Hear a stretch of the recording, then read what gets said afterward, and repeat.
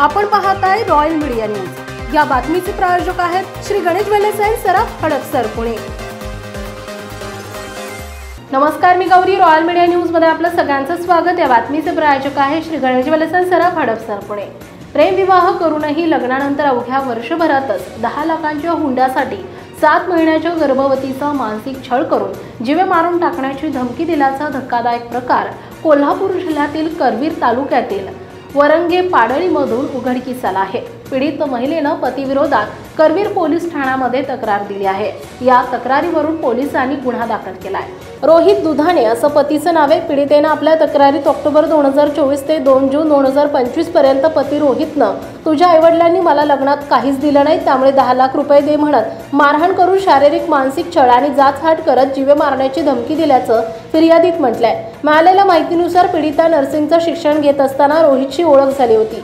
ओळखीचं रूपांतर प्रेमात झाल्यानंतर गेल्या वर्षी मे महिन्यात रोहित आणि पीडितेचा विवाह कोल्हापुरातील शुक्रवार पेठेत झाला। विवाहानंतर 4 महिन्यांनी पीडिता ऑक्टोबर 2024 मध्ये गर्भवती राहिल्यानंतर रोहितने किरकोळ कारणावरून पीडितेला त्रास देण्यास सुरुवात केली। सकाळी लवकर उठत नाही अशा कारणांवरूनही वाद होत होता। पीडितेने आपल्या तक्रारीत म्हटलंय की रोहित रोज कामावरून आल्यानंतर मला बाळ नको असल्याचं सांगत गर्भपात करून मला घटस्फोट दे, तुझ्या आईवडिलांनी लग्नात काहीच दिलं नाही, मला आता 10 लाख रुपये दे, नाही तर मला सोडून जा असं म्हणून त्रास देत होता। यानंतर 25 एप्रिल 2025 मध्ये पीडितेला 7व्या महिन्यात रोहितनं माहेर आणून सोडलं होतं। त्यानंतर पीडितेने पतीशी संपर्क करण्याचा प्रयत्न केला होता, मात्र मोबाईल नंबर ब्लॉक केला होता।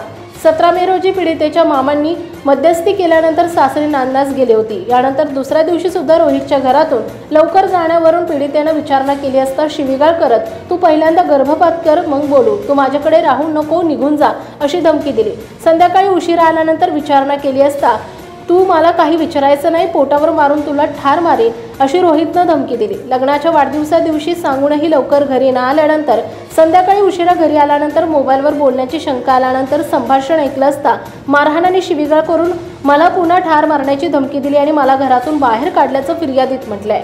3 दिवसांपूर्वीच पीडितेच्या नातेवाईकांना हणबरवाडीमध्ये रोहित अन्य एका महिलेसोबत रंगेहात लॉजवर सापडला होता। यावेळी त्यानं पीडितेच्या नातेवाईकांना लॉज बाहेर येत दमदाटी करत शिवीगाळ करत मारहाण केली होती।